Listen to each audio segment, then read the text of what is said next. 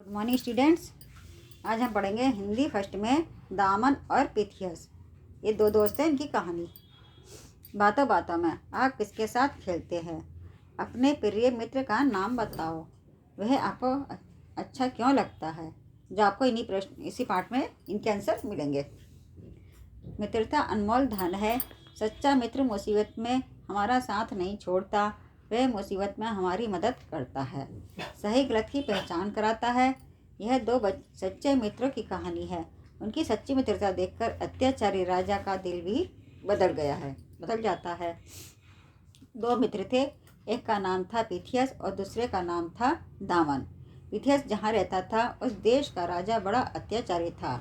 उसने कुछ दोष लगाकर पिथियस को कैद कर लिया और उसे फांसी की सजा सुना दी।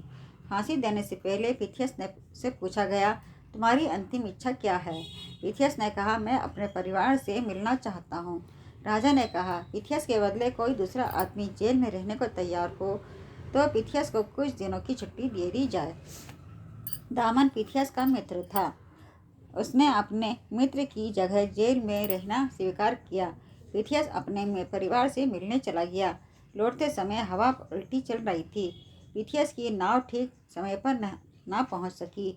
दूसरी ओर दामन के मन में आनंद की लहरें उठ रही थीं। आज प्रिय मित्र के लिए मेरा जीवन काम आएगा।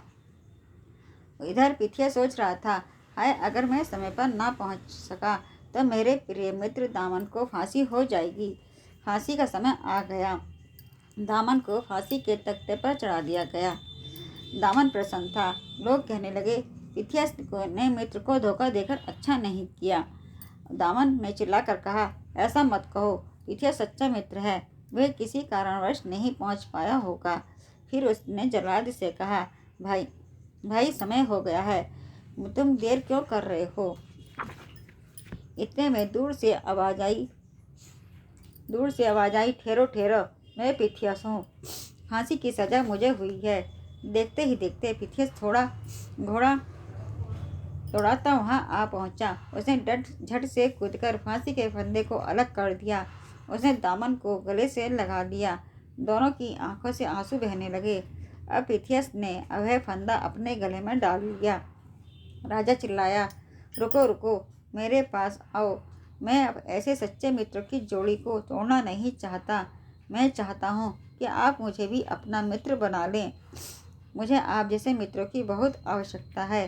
राजा की आंखों से आंसू बह रहे थे। कहानी अच्छी थी ना? दो दोस्तों के प्यार ने ही अत्याचारी राजा को भी बदल दिया। उसको भी प्रेम की सीख दे दी। ठीक है, अब ये आपको शब्दार्थ घर से करने और इसकी एक्सरसाइज नेक्स्ट टर्म में कराऊंगी। ठीक है, कहानी घर पे अच्छी और पढ़ना।